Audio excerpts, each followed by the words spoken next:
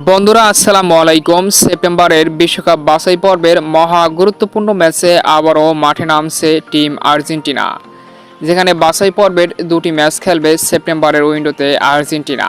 ম্যাচগুলো কাদের বিপক্ষে খেলবে, কখন শুরু হবে, কিভাবে দেখবেন, বিস্তারিত জানুন পুরো ভিডিওতে।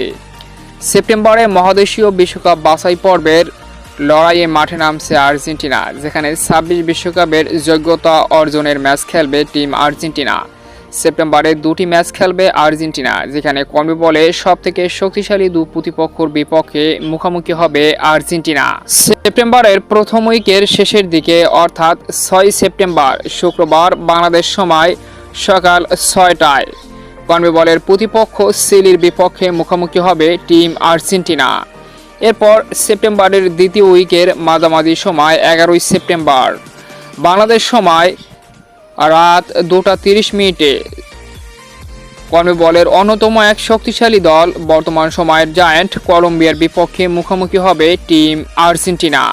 ম্যাচটি হবে কলম্বিয়ার ঘরের মাটিতে, তাই এই ম্যাচটি আর্জেন্টিনার জন্য খুবই টাফ হতে যাচ্ছে। তো বন্ধুরা, সেপ্টেম্বরের এই বাছাই পর্বের ম্যাচগুলো উপভোগ করবেন ফুটবল এইচডি টিভি এল্লাসুরে।